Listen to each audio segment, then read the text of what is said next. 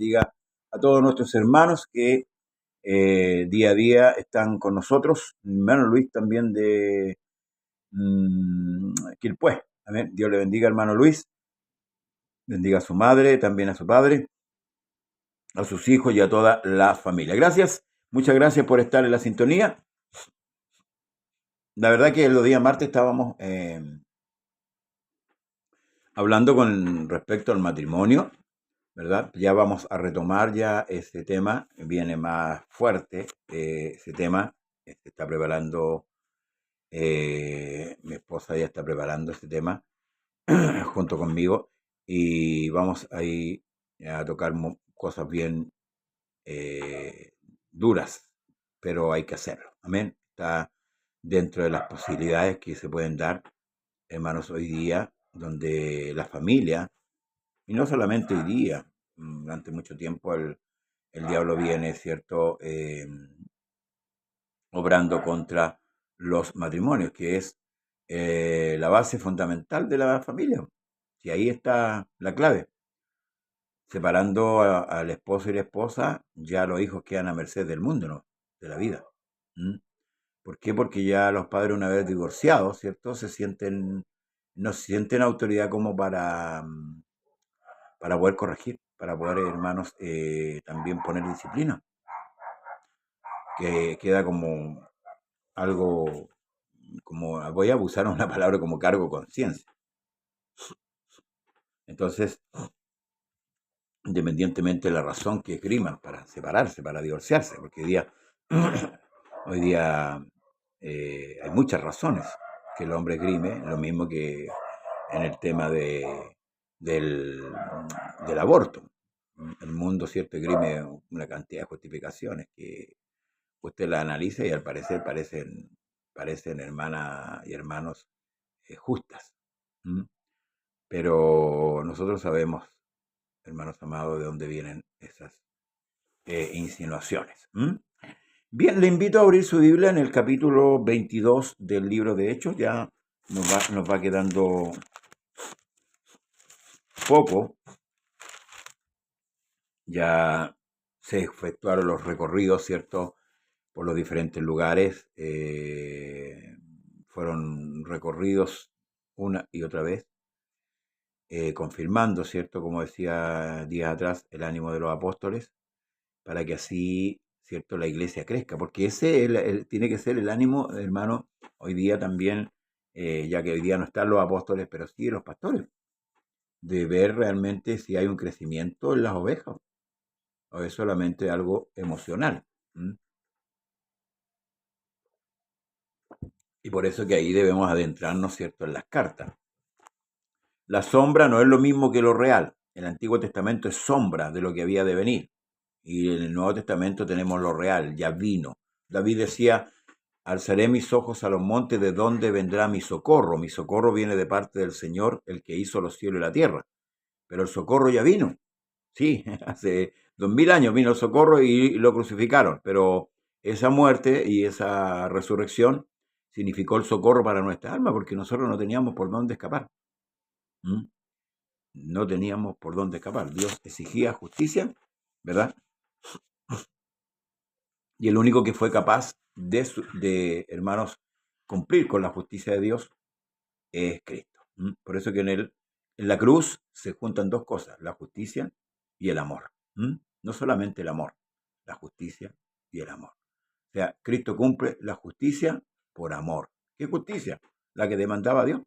Dios demandaba la muerte. ¿Por qué? Por el pecado. El hombre que pecaba tenía que morir, ¿verdad? Pero este justo que no pecó, murió igualmente. ¿Para qué? Para pagar su pecado y mi pecado. ¿Mm? Y esto es lo que propagaron los apóstoles y esto es lo que propagamos nosotros. Este es el Evangelio, lo que dice el apóstol Pablo. No me avergüenzo del Evangelio porque es poder de Dios para salvación, para todo aquel que cree. No es para cualquiera, es para aquel que cree. Amén. Para el judío primeramente y luego al griego, ¿cierto? Hemos visto a través de este libro de Hechos que el Evangelio empieza predicándose a quienes, a los judíos, donde creyeron al principio 3000, 5000 y así fue creciendo, fue acrecentándose. eh, la cuota de los judíos, hasta llegar a la casa de Cornelio, el capítulo 10, y ahí empieza, hermanos, a entrar el número de los gentiles. Cuando este número se complete, la puerta se cerrará para los gentiles, Dios se volverá a Israel, tratará con ellos. Por eso que es importante salvarse ahora. Por eso que en el libro de Romanos dice, si hoy oyeres mi voz, hoy, mañana no existe. Así que bueno, vamos al capítulo 22, dice en el nombre de Jesús. Bueno, aquí habían apresado a Pablo, ¿cierto? Los romanos lo habían rescatado de las manos de los judíos, que lo golpeaban sin misericordia. Y llegado, ¿cierto?, allá al pretorio, Pablo pide poder hablar con los judíos y dice en el capítulo 22, en el nombre de Jesús, nuestro Dios, varones, hermanos y padres, oíd ahora mi defensa ante vosotros. Al oír que les hablaba en lengua hebrea, guardaron más silencio y él le dijo, yo de cierto soy judío, nacido en Tarso de Cilicia, pero criado en esta ciudad, en Jerusalén, instruido a los pies de Gamaliel, estrictamente conforme a la ley de nuestros padres, celoso de Dios, como hoy lo sois todos vosotros. Perseguía yo este camino hasta la muerte, prendiendo y entregando en cárceles a hombres y mujeres. Como el sumo sacerdote también me es testigo, y todos los ancianos, de quienes también recibí cartas para los hermanos, y fui a Damasco para traer preso a Jerusalén también a los que estuviesen allí para que fuesen castigados. En estos primeros versículos, 5 versículos, el apóstol Pablo desarrolla un relato con respecto a lo que él era. ¿Qué es lo que era él? Era fariseo. ¿Qué es lo que hacía? Perseguía a la iglesia, perseguía a los del camino, a este camino, dice. Y había pedido cartas, ¿cierto?, del sumo sacerdote, de los ancianos, para prender a todos los que invocasen el nombre de Jesús y apresarlos, ¿verdad? O traerlos, ¿cierto?, a Jerusalén para que, hermanos, ahí lo juzgaran. Y bueno, ¿por qué no decir también podrían haberlo condenados a muerte? Hace mención de una cosa importante. Dice que él fue instruido, no criado, escuche bien, instruido a los pies de Gamaliel. Ahora, ciertamente en aquellos tiempos, los maestros se sentaban, ¿cierto? Y todos se sentaban alrededor de él. Como María, por ejemplo, cuando estaba el maestro enseñándole, ella estaba ahí aprendiendo. Entonces, por esa mención dice que fue instruido a los pies de Gamaliel. No fue criado, no se crió a los pies de Gamaliel, fue instruido. Pero esto lo hace no para engrandecer al hombre, no, es para dar el dato de que él era ese, o sea, era de parte de ellos. No está ensalzando a Gamaliel, como muchos hoy día ensalzan a los hombres, ¿verdad? Y es como dijo el Señor, vosotros recibís gloria los unos de los otros, y es lo que está sucediendo hoy día, lamentablemente, en la iglesia. Se están dando gloria unos con otros, se aplauden, ¿verdad? Mencionan a uno y lo aplauden y lo vitorean. No, hermano. No, los cultos, esto debemos aprenderlo, los cultos son para Dios. Si dice que donde se hiciera mención de su nombre, él estaría en medio, que es un texto también mal interpretado, démosle el culto a Dios entonces. O sea, démosle un culto racional a Dios, como corresponde. No honremos a los hombres. Se reconoce la labor, pero también hay que entender una cosa, que lo que los pastores hacen es lo que tienen que hacer. Ellos no hacen nada de más.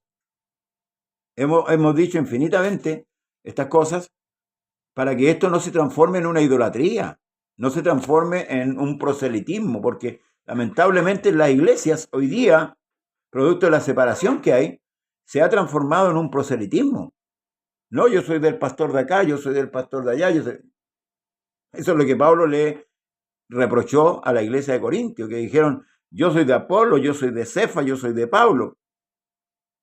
Y ellos se inclinaban porque estos varones eran elocuentes en la predicación. Pero ellos no eran llamados, ¿cierto?, estos varones en la predicación no lo llamaban a seguirlo a ellos, ellos predicaban a Cristo. Y por eso es que Pablo les aclara y dice quién es Pablo, quién es Apolo, quién es Cefa, siervos solamente, servidores, esclavos. ¿Mm? Cuando usted en la antigüedad, ¿cierto? Había un esclavo que lo recibía a usted, le lavaba los pies, ¿cierto? Hacía esa gestión. Cuando usted iba a visitar algún lugar, de acuerdo a las costumbres judías, usted no lavaba al esclavo, porque el esclavo era su papel, era su responsabilidad de lavar los pies. Usted alababa al dueño de casa que lo invitó. ¿Mm? En este caso, el Señor, hermanos amados, no el esclavo. Nosotros somos esclavos de Jesucristo solamente. Y lo que tenemos que hacer, hacemos. Si vamos a un culto, si vamos, preparamos un mensaje, si estamos en oración, es lo que tenemos que hacer. Igual que usted. Usted también tiene que hacer y no debe gloriarse por lo que hace. ¿Mm? Hizo una obra de bien y no debe gloriarse. Porque como hijo de Dios lo que tiene que hacer. Amén. Ya, entonces, en estos 5 versículos, Pablo se presenta, ¿cierto? A esta asamblea que lo único que querían era matarlo. Querían matar a Pablo. Pero aconteció, dice, que yendo yo, al llegar cerca de Damasco, ya las cartas se le habían dado, entonces ahora empieza el relato de la misión que él había, cuando se convierte. Pablo le está contando el testimonio de cómo él se convirtió. ¿Mm? Pero aconteció que yendo yo a llegar cerca de Damasco, como a mediodía, de repente me rodeó mucha luz del cielo. Y caí al suelo y oí una voz que me decía, Saulo, Saulo, ¿por qué me persigues? Mi hermano, si quiere hacer alguna pregunta, alguna acotación, ahí está para que usted pueda hacerlo, amén. Y podamos conversar, si este tema es conversable, amén. Así aprendemos usted y aprendo yo también. Y caí al suelo y oí una voz que me decía, Saulo, Saulo, ¿por qué me persigues? O sea, primero que vino, la luz, el resplandor de luz al mediodía, y no fue la luz del sol, porque esta luz era mayor que la luz del sol, a tal punto que él cae a tierra. Y la voz le pregunta, Saulo, Saulo, ¿por qué me persigues? Yo entonces respondí, ¿quién eres, Señor? Y me dijo, yo soy Jesús de Nazaret, a quien tú persigues. Y los que estaban conmigo vieron a la verdad la luz y se espantaron, pero no entendieron la voz del que hablaba conmigo, porque la voz era para él. Sí. Ahora sucede algo, hermanos, algo que hay que destacar. Saulo cae a tierra. ¿Mm? ¿Qué podemos nosotros sacar en blanco con esto? Para mí, en lo personal, Dios humilló a Saulo de Tarso. Sí, lo botó a tierra. Al igual que el gigante, ¿se acuerda? El gigante de Goliat también lo botó a tierra. El gigante se gloriaba, mándenme un hombre, durante 40 días estuvo ahí. Pablo se sentía un amo y señor de lo que él hacía. ¿Mm? Y para eso fue a Damasco. ¿Mm? Y Dios lo bota a tierra, lo humilla. Y aquí se va a ver, mire, escucha. Y dije, ¿qué haré, Señor? En el capítulo 9 dice, ¿qué quieres que yo haga?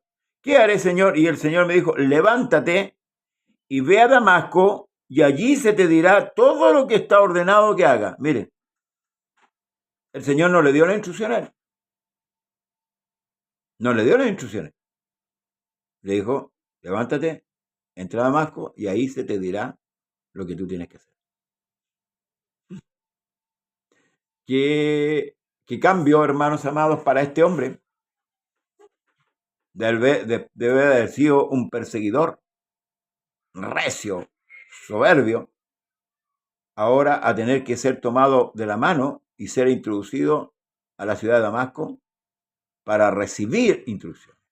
Ojo, pero dice la Escritura, mire, Y como yo no veía a causa de la gloria de la luz, llevado de la mano por los que estaban conmigo, llegué a Damasco. Entonces uno llamado Ananías, varón piadoso según la ley, que tenía buen testimonio de todos los judíos que allí moraban, vino a mí y acercándose me dijo: hermano Saulo. Recuerde que Ananías ya había sido instruido por el Señor. Ya había sido instruido para que hiciera esta labor de ir a esa casa donde estaba Saulo, ¿verdad? Orando, porque Saulo estaba ayunando y orando. No comió en 3 días. ¿No? Y debemos considerar esto. Para él era importantísimo lo que le había ocurrido. La voz de arriba, la luz, el resplandor que lo dejó ciego, y la voz de Dios que le habló. Dios le habló. Yo soy Jesús, a quien tú persigues. Yo soy. ¿Se acuerda el término yo soy? Usted lo puede encontrar en el Antiguo Testamento. Cuando conversa con Moisés, por ejemplo. Y Moisés le pregunta por su nombre y él le dice: yo soy el que soy. Y así dirás a los hijos de Israel: yo soy, me envió a vosotros. Entonces dice, como no veía a causa de la gloria de la luz, llevado de la mano por los demás que estaban conmigo, llegué a Damasco. Entonces uno llamado Ananías, varón piadoso según la ley, que tenía buen testimonio de todos los judíos que allí moraban, vino a mí y acercándose me dijo: hermano Saulo, recibe la vista. Y yo en aquella misma hora recobré la vista y lo miré. Dios bendiga a nuestro pastor Manuel León. Amén. Dios le bendiga de Pichilemu. Gracias, pastor. Y él dijo, escuche: el Dios de nuestros padres te ha escogido para que conozcas su voluntad y veas al justo y oigas la voz de su boca. Porque serás testigo suyo a todos los hombres de lo que has visto y oído. Pablo iba a tener un encuentro con el Señor. Aquí se lo declara a Ananías. ¿Sí? Escuche, él le dijo: el Dios de nuestros padres te ha escogido para que conozcas su voluntad y veas al justo y oigas la voz de su boca. O sea, las instrucciones que el Señor te va a dar. Por eso es que son importantes las cartas de Pablo. No debemos menospreciar las otras cartas tampoco. No. Son importantes porque a él se le encargó el gentilicio. O sea, los gentiles, nosotros. Amén. Y ahora pues, ¿por qué te detienes? Levántate y bautízate y lava tus pecados invocando su nombre. Nuevamente, ¿cierto? Tenemos el bautismo, que muchos refutan, que en muchos lugares, ¿cierto?, de tradiciones, le dicen a usted: levante la mano, abra su corazón y deje que Dios entre. Y ya es salvo. No. Aquí es claro. Este hombre llamado Saulo de Tarso, perseguidor de la iglesia, que tuvo un encuentro con el Señor camino a Damasco, tuvo que bautizarse, ¿cierto? Y lava tus pecados invocando su nombre. Ahí está la importancia del bautismo. Bueno, en otra oportunidad vamos a hablar del bautismo, porque muchos, lamentablemente, toman el bautismo como un ritual. El bautismo no es un ritual, hermano. El bautismo es para perdón de pecados.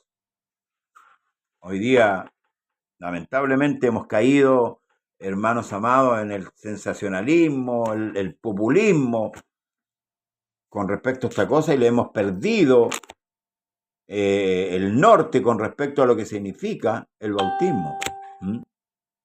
Por eso debemos tener cuidado. Hoy día, por ejemplo, van a un paseo o van a bautizar y sobra una túnica, por ejemplo, dicen: aquí hay sobra una túnica, ¿quién se quiere bautizar? No es así. Es como tomar la cena sin discernimiento, hermano. Por eso que el apóstol Pablo, cuando escribe la carta a los Corintios, habla de que hay que tener discernimiento para hacer las cosas. No podemos hacer algo sin entender lo que estamos haciendo. Y dije entender, no saber, porque podemos saber, pero no entender. Dos cosas, para mí son dos cosas diferentes. Yo sé algo, pero no entiendo. Por ejemplo, yo sé que Jesús en el capítulo 9 de Juan hizo lodo, escupió, hizo lodo y untó los ojos del ciego. Lo sé, pero no entiendo por qué lo hizo. Por ejemplo, sí lo entiendo, gracias al Señor. Gracias al Señor, lo entiendo. Pero estoy poniéndole un ejemplo. ¿Mm? No entiendo por qué lo hizo, porque a Bartimeo le dijo que recobrara la vista, a otro lo sacó para afuera, ¿cierto? Le escupió ahí bueno, ahí está el otro relato, pero ese es el tema. Entonces, debemos, hermanos, entender, discernir para qué es el bautismo. Pablo se bautizó tomando el nombre de Jesús. Muchos nos refutan a nosotros la doctrina, ¿cierto?, del bautismo en el nombre, pero yo no veo ningún bautismo instituido por la Iglesia romana, por ejemplo. En el nombre del Padre, del Hijo y del Espíritu Santo, yo no veo ningún bautismo en la Escritura. Más que la orden que Cristo dice en Mateo 28:19. Entonces, debemos tener discernimiento. Bueno, Pablo obedece, ¿cierto? Obedece, dice, y me aconteció que vuelto a Jerusalén, que orando en el templo me sobrevino un éxtasis. Y le vi que me decía, date prisa y sal prontamente de Jerusalén, porque no recibirán tu testimonio acerca de mí. Yo dije, Señor, ellos saben que yo encarcelaba y azotaba en toda la sinagoga a los que creían en ti. Y cuando se derramaba la sangre de Esteban, tu testigo, yo mismo también estaba presente.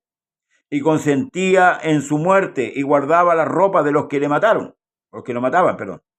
Pero me dijo, ve, porque yo te enviaré lejos a los gentiles. Ve, ahí está. En Jerusalén no lo iban a recibir, aunque tenían el testimonio de él, porque y hoy día, por ejemplo, hay gente que supuestamente se convierte al evangelio, supuestamente, y lo andan paseando de un lado para otro. Ya vemos, por ejemplo, ese artista que canta esta música que ni es ni música, Daddy Yankee, ya lo quieren hacer pastor, ya. Supuestamente se convirtió hace poco. Eso es sensacionalismo. Se convierte un médico, se convierte un abogado, se convierte un profesional. Hermano, es un hombre tan necesitado como usted y tan pecador como usted y yo, que necesitamos el perdón de nuestros pecados. Pablo pensaba que con su testimonio iba a llegar a los judíos, pero no. No era la voluntad de Dios. Recuerde lo que dijimos la otra vez, que el momento que ya desde la casa de Cornelio hacia adelante empieza a menguar la entrada de los judíos al evangelio. Porque ahí se abre el tiempo de los gentiles. Y es lo que Pablo entiende de una manera y dice que cuando entre la plenitud de los gentiles, todo Israel sea salvo. O sea, ahí está manifestando que nosotros como los gentiles tenemos un tiempo en el cual podemos ser salvos. Y no solamente un tiempo, tenemos un número. Así como los 144.000 sellados, que son todos judíos, 12.000 de cada tribu, que no son los testigos de Jehová, como ellos dicen. Así también en los gentiles hay un número. Entonces, Pablo enviado ¿a dónde? A los gentiles. Y por eso vuelvo a insistir, iglesia, vuelvo a insistir, hermano, las cartas de Pablo, Romano, Corintio 1 y 2, Colosenses, Tesalonicenses, Timoteo, hermanos, son importantísimas. Hermano, hay una riqueza tremenda, pero los predicadores predican puro Antiguo Testamento nomás. Dios bendiga a nuestra hermana Elena Carrasco. Los predicadores predican solamente Antiguo Testamento, nosotros sabemos harto de Israel. Y eso es parte, hermano, también el que le permitió a entrar en el ¿cuánto se llama? El pentecostalismo, el neopentecostalismo, permitió la entrada del judaísmo. De que en la iglesia le toca chofar, algunos andan con la kipá, otros con el talí, y lo vimos en, en líderes o pastores que fueron de la iglesia del nombre. Ponían el candelero ahí en el púlpito. Hermanos, nada tiene que ver el judaísmo con nosotros como iglesia. Como en la mañana, ¿cierto? Mi hermano León, pastor de acá de Santiago, de Atuco, me escribía. Nosotros no somos unicitarios, somos la iglesia de Jesucristo. ¿Sí? Se le denomina unicitario por la doctrina, ¿amén? Por el modalismo. ¿Mm? Así lo tachan o lo apuntan de esa manera, trinitarios, testigos de Jehová, mormones, bueno, qué sé yo, pero le dan ese nombre. Nosotros sabemos que la iglesia es de Jesucristo, la cual ganó por su propia sangre. Amén. Y lo oyeron hasta esta palabra, cuando, cuando Pablo declara que es enviado a los gentiles. Y lo oyeron hasta esta palabra. Entonces, volvió al alboroto. Nada, de nada sirvió que Pablo testificara y contara su testimonio de que él era perseguidor, de que él era torturador, de que él era un fiero enemigo de la iglesia, pero él había recibido, ¿cierto? No le sirvió nada. Dice, y lo oyeron hasta esta palabra, entonces alzaron la voz, diciendo, quita de la tierra a tal hombre, porque no conviene que viva. Fíjese, quítenlo de la tierra, porque no conviene que viva. Ahora esto es todo sobre la ideología de ellos, del judaísmo, porque no entendían el evangelio. No entendían que todo lo antiguo era sombra de lo que había de venir. Y como ellos gritaban y arrojaban su ropa y lanzaban polvo al aire, son exagerados los judíos, son exagerados, por eso que en nuestra iglesia de repente hay como eso que los hermanos danzan, corren para allá, corren para acá, saltan, gritan, son como estos judíos, ¿eh? ¿No se acuerda de los sacerdotes, de los profetas de Baal? Cómo gritaban, cómo se zanjaban. A ver, ellos como que son imitadores de eso, como que teatralizan, hermanos, teatralizan, estas actitudes son teatrales. Hay pastores que predican así con teatro, como que si la membresía no entendiera. Yo no veo a los apóstoles poniendo muchas bendiciones, pastores y hermanos conectados. Gracias, hermana Elena Carrasco. No veo a Jesucristo de esta manera predicando, hermanos amados. Es que esta ideología, hermanos amados, y los conceptos de tratar de inducir la escritura a los hermanos de una manera humana, no, usted tiene que hablar lo que el Espíritu le debe que hablar, que hable, hermanos amados. Si usted es un estudiante de la escritura, el Espíritu va a sacar del cofre y va a dar a la iglesia. Gloria al Señor. Bueno, mandó, y como ellos gritaban y arrojaban su ropa y lanzaban polvo al aire, mandó el tribuno que le metiesen en la fortaleza y ordenó que fuese examinado con azotes para saber por qué causa clamaban así contra él. O sea, imagínense.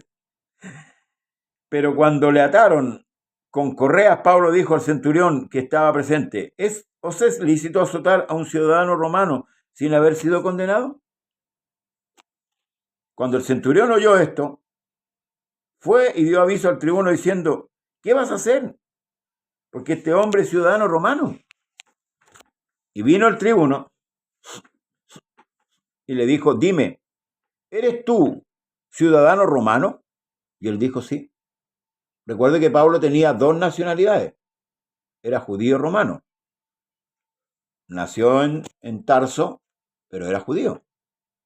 Y aquí le dice, respondió el tribuno, yo con una gran suma adquirí esta ciudadanía.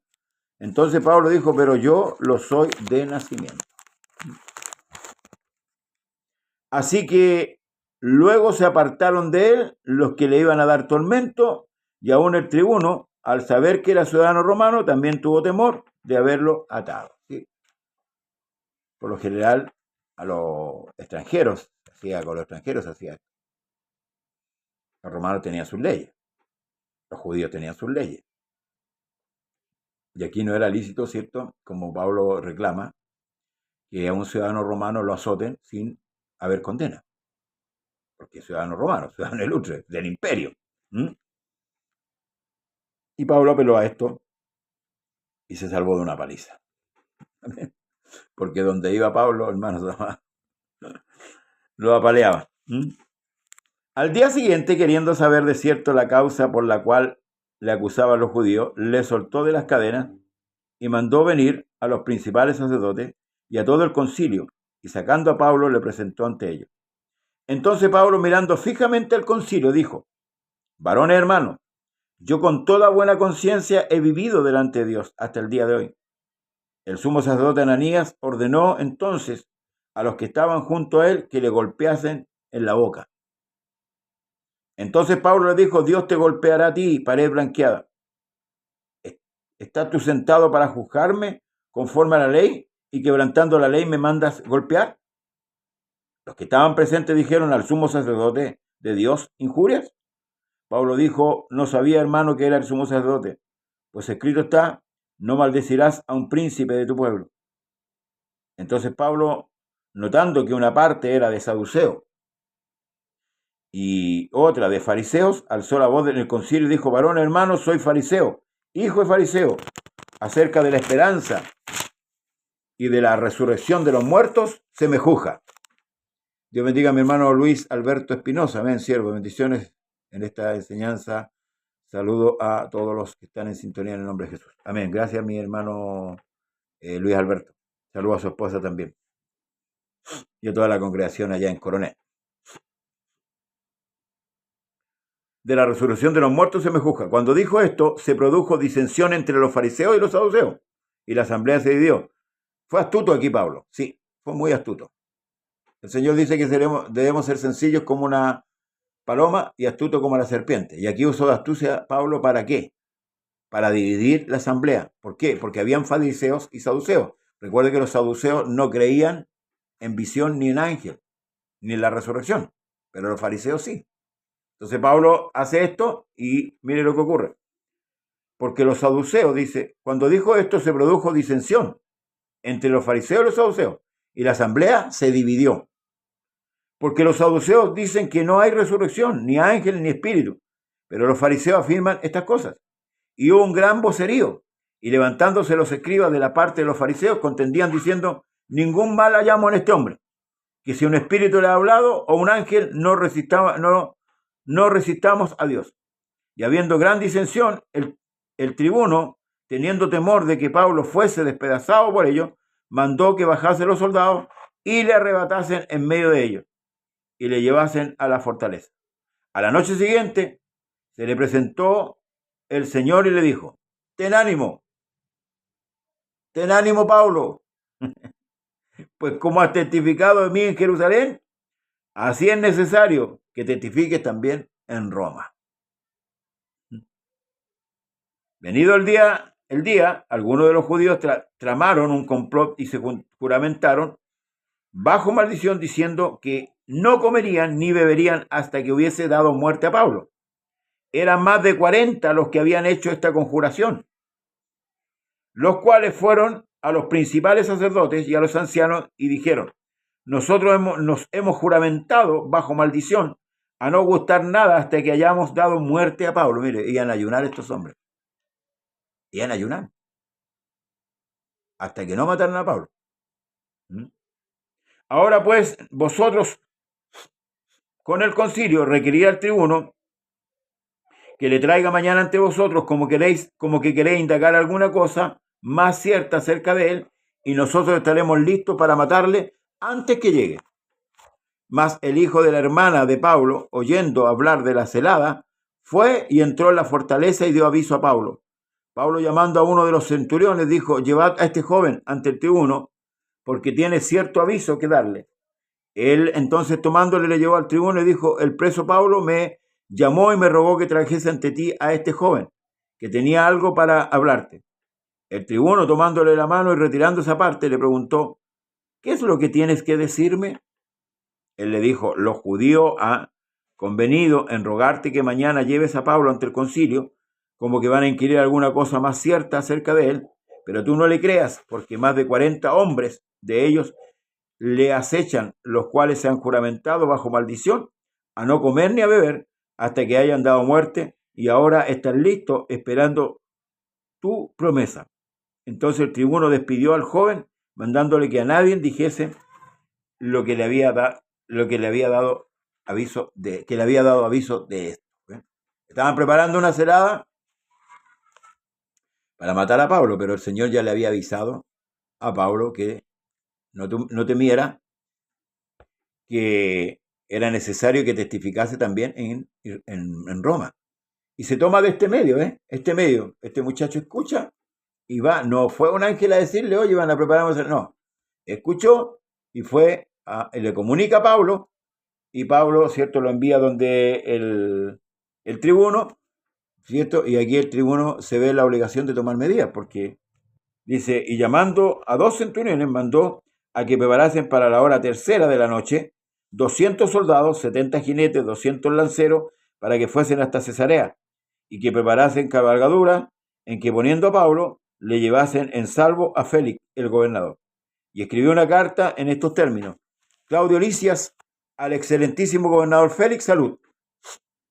Este hombre, aprendido por los judíos y que iban ellos a matar, lo libré yo acudiendo con la tropa, habiendo sabido que era ciudadano romano. Y queriendo saber la causa por qué le acusaban, le llevé al concilio de ellos y hallé que la causa que le acusaban, por cuestiones de la ley de ellos, pero que ningún delito tenía digno de muerte o de prisión. Pero al ser avisado de acechanzas que los judíos habían tendido contra este hombre, al punto le he enviado a ti, intimando también a los acusadores que traten delante de ti y que tengan lo que tengan contra él, pasarlo bien. Los soldados, tomando a Pablo, como se les ordenó, le llevaron de noche a Antipatris, y al día siguiente, dejando a los jinetes que fuesen con él, volvieron a la fortaleza. Cuando aquellos llegaron a Cesarea y dieron la carta al gobernador, presentaron también a Pablo delante de él, y el gobernador leía la carta, preguntó de qué provincia era, y habiendo entendido que era de Cilicia, le dijo: te oiré cuando vengan tus acusadores, y mandó que les custodiase en el pretorio de Herodes. Hasta aquí, hermanos amados, vamos a quedar en esta hora de la tarde. Damos gracias a Dios porque nos ha permitido, ¿verdad?, poder meditar. Ya estamos llegando hasta el final, ¿cierto?, de la carrera de Pablo. Pablo es conducido ante Félix, el gobernador, y Félix solicita, ¿cierto?, que los otros acusadores vengan y le digan por qué razón acusan a Pablo, ¿cierto?, y pretenden que venga una pena de muerte hacia él. Y por eso que Claudio Lisias le escribe la carta informándole que él no halló nada digno ni de muerte ni de cárcel. Pero aquí vamos a ir viendo, ¿cierto?, los demás capítulos, que ya nos quedan, hermanos amados, cuatro capítulos, y concluimos, ¿cierto?, el relato del libro de los Hechos. Hemos aprendido bastante.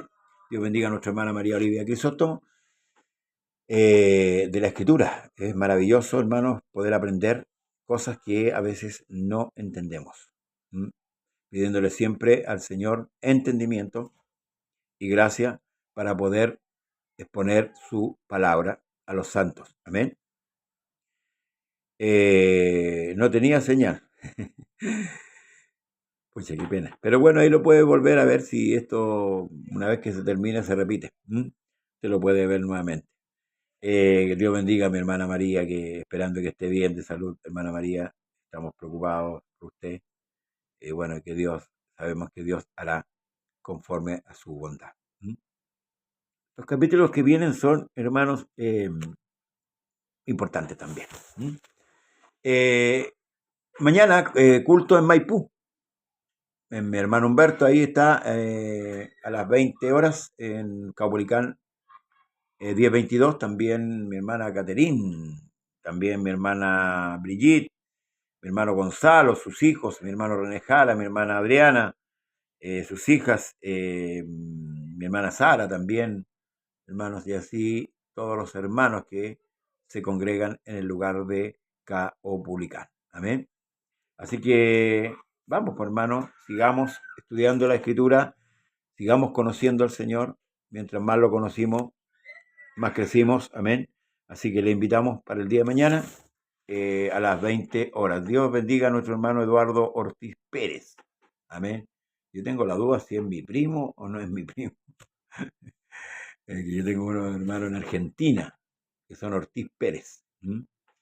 Así que son varios.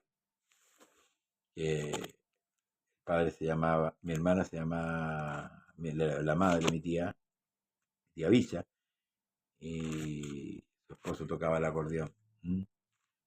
Así que no sé si serán mis parientes, ¿no? Pero bueno, si es así, Dios le bendiga, hermano Eduardo, y si no es así, también Dios le bendiga.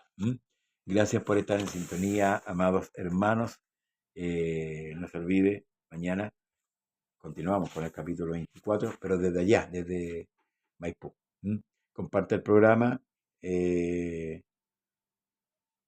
a través de su Facebook y así, hermanos, estaremos llegando a muchas más personas.